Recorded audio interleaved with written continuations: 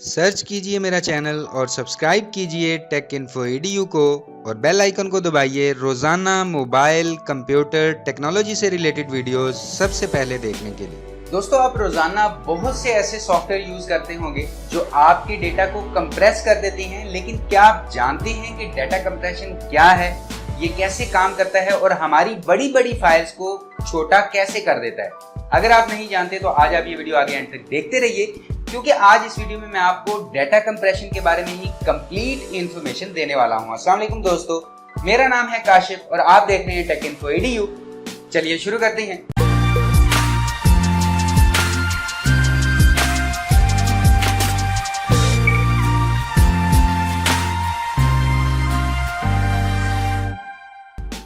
सबसे पहले हम बात करते हैं कि डाटा कंप्रेशन होता क्या है। तो दोस्तों, डाटा कंप्रेशन असल में एक ऐसी टेक्निक है जिसको यूज करके हम हमारे किसी भी डेटा को कंप्रेस करके उसे छोटे साइज में कन्वर्ट कर लेते हैं। अब अगर हमारे पास पेन ड्राइव छोटी है और जो डेटा है उसका साइज बड़ा है, तो हम उस डेटा को कंप्रेस करके उस पेन ड्राइव में आसानी से कॉपी कर सकते हैं, या फिर डेटा का साइज अगर कम होगा तो हम आसानी से उसे शेयर कर सकते हैं। और यहाँ पर हम ये भी मैनेज कर सकते हैं कि जिस डेटा को हम कंप्रेस कर रहे हैं उसकी क्वालिटी कितनी खराब होगी या नहीं होगी।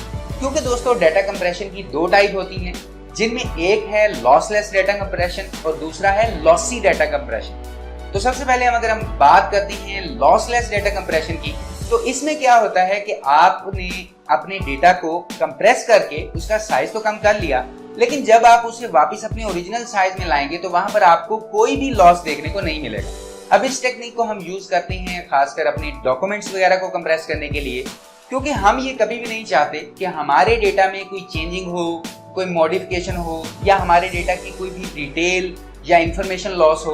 हम हमेशा यही चाहते हैं कि हमारी सारी फाइल्स वैसे की वैसी ही रहें, बस उनका साइज कम हो जाए, ताकि हम अपनी कम स्टोरेज में भी ज्यादा से ज्यादा डेटा को स्टोर कर पाएं। फिर हम बात करते हैं दूसरी टाइप की, जो है लॉसी डाटा कंप्रेशन। अब इसमें आपका डाटा तो कंप्रेस हो जाएगा और उसका साइज भी कम हो जाएगा, लेकिन यहाँ पर उस डेटा की क्वालिटी में भी कमी आएगी, मतलब आपको लॉस देखने को मिलेगा। अब इस टेक्निक को हम यूज करते हैं म्यूजिक फाइल या ऑडियो वीडियो फाइल्स को कंप्रेस करने के लिए, जिसमें अगर क्वालिटी थोड़ी बहुत लॉस हो भी जाती है तो आपको इतना फर्क नहीं पड़ता, क्योंकि ऐसा डाटा कंप्रेस जो होगा वो बहुत कम साइज में होगा। दोस्तों, उसके बाद हम बात करते हैं कि डाटा कंप्रेशन की ये टेक्निक काम कैसे करती है। तो यहाँ पर भी हम सबसे पहले बात करते हैं कि लॉसलेस डाटा कंप्रेशन कैसे काम करता है। अब मिसाल के तौर पर फर्ज करें कि आपने मैथ की कोई इक्वेशन लिखी है जो है 3 ज़रब 3 ज़रब 3 ज़रब 3 ज़रब 3। तो दोस्तों, देखने में ये काफी बड़ी इक्वेशन है, क्योंकि इसका लिखने के लिए ज्यादा बिट्स को हमने यूज किया है और कम से कम एक लाइन में हमारी ये इक्वेशन पूरी आती है। लेकिन अगर हम इस इक्वेशन को छोटा करके लिखें कि 3 की पावर 5, तो बहुत सिंपल है, हमारी आधी से भी आधी लाइन में ये इक्वेशन पूरी आ गई और हमने बिट्स को भी कम से कम यूज किया। तो यहाँ पर भी इसका मतलब तो वही बनता है कि 3 ज़रब 3 ज़रब 3 ज़रब 3 ज़रब 3। तो दोस्तों, लॉसलेस डाटा कंप्रेशन असल में इसी टेक्निक को यूज करता है कि जिसमें आप बिना किसी चीज का मतलब चेंज किए उसे छोटा कर लें और उसे कम मेमोरी वाली जगह पर भी स्टोर कर पाएं, और आप जब चाहें बिना किसी लॉस के उसे ट्रांसमिट कर पाएं और उसकी कोई इंफॉर्मेशन चेंज भी ना हो। अब दोस्तों, ये तो आप सभी जानते ही हैं कि आपके कंप्यूटर में जो भी काम होता है वो बाइनरी नंबर पर होता है, जैसे 1 और 0 पर। अब फर्ज करें कि आपके कंप्यूटर में कोई फाइल है जो इस सीक्वेंस से स्टोर है 1 1 1 1 0 0 0 1 1 1 1। अब ये असल में 11 डिजिट्स हैं और साइज है 11 बिट्स। अब पहली बात तो इस फाइल को कहीं पर भी स्टोर करने के लिए आपको 11 बिट्स की जरूरत पड़ेगी, लेकिन यहाँ पर अगर हम इस फाइल को छोटा करना चाहते हैं तो उसे छोटा कैसे करेंगे? अब जैसे हमने 3 की पावर 5 करके उसे छोटा किया था, वही फार्मूला अगर हम यहाँ इस्तेमाल करें तो हम लिखेंगे 1 की पावर 4, 0 की पावर 3 और 1 की पावर 4। मतलब ये कि हमने 6 बिट्स में अपने 11 बिट्स वाले डेटा को कंप्रेस कर लिया। तो यहाँ पर जो कंप्रेशन हुआ वो 11 से कम होके 6 पर आ गया, मतलब 40% कम हो गया। लेकिन दोस्तों, ये तो मैंने एग्जाम्पल के लिए आपको समझाया, क्योंकि नॉर्मली हम अपने कंप्यूटर में ऐसा नहीं कर सकते कि 1 की पावर 4, तो इसमें हमें 4 को वापस से बाइनरी कोड में लिखना पड़ेगा, तो कंफ्यूजन हो जाता है। लेकिन मैंने आपको सिर्फ एग्जाम्पल दी है कि अगर आपको कोड पता है तो आप उसे आसानी से वापस डीकंप्रेस भी कर सकते हैं, एक्सपेंड भी कर सकते हैं। तो ऐसे में जब आप कोड की मदद से उसे डीकंप्रेस करेंगे तो वही सीक्वेंस में आ जाएगा कि 1111000111। तो मतलब कि यहाँ पर जो डिटेल्स है, इंफॉर्मेशन थी, वो वैसे की वैसे ही है। इसमें किसी भी किस्म की कोई लॉस नहीं हुई।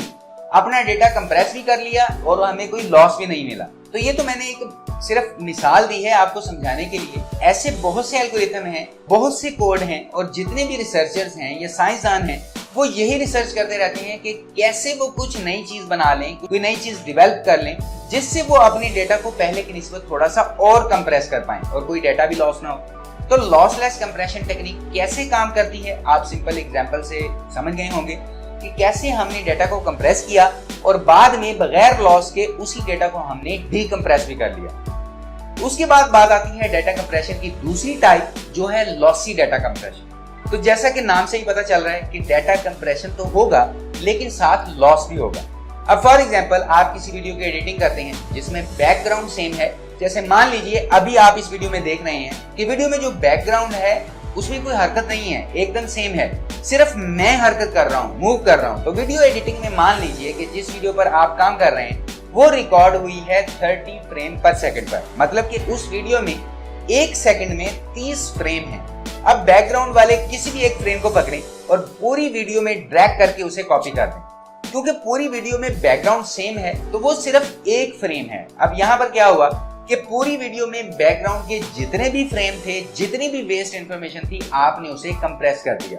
या अगर आप बिट रेट को बढ़ा देते हैं या उसे कम कर देते हैं कि जो आपको कलर डेप्थ नजर आ रही थी वीडियो में, जो बारीक बारीक आपको कलर नजर आ रहे थे, उसको अगर आप थोड़ा सा कम कर देंगे तो कलर में तो थोड़ी सी तब्दीली आपको नजर आएगी कि कलर इतने अच्छे नहीं गए, लेकिन डेटा कंप्रेशन काफी बढ़ जाएगा। सेम इसी तरह हम ऑडियो में भी बिट रेट को कम कर सकते हैं। अब दोस्तों रोजाना आप फेसबुक और व्हाट्सएप तो यूज करते ही हैं और उस पर अपनी इमेज वगैरह भी अपलोड करते हैं।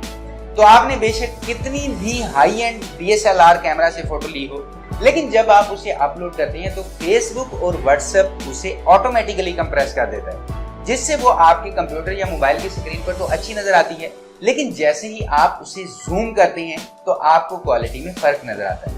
अब यहाँ पर होता क्या है कि वो पिक्सल को कंबाइन कर देता है। जैसे अगर कोई पिक्चर है 20 मेगापिक्सल की तो वो उसे कंप्रेस करके बना देगा 2 मेगापिक्सल, जिससे मोबाइल या LCD LED स्क्रीन पर तो आपको वो अच्छी नजर आएगी, लेकिन आप उसे जूम नहीं कर पाएंगे। अगर जूम करेंगे तो आपको फोटो अजीब सी नजर आएगी।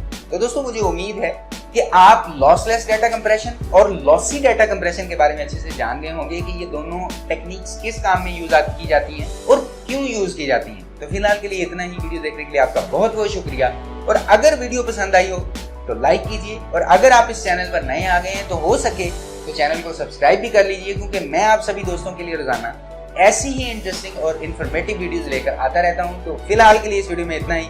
नेक्स्ट वीडियो में इंशाल्लाह नए टॉपिक के साथ मुलाकात होगी। तब तक के लिए अपना ख्याल रखिएगा। अल्लाह हाफिज।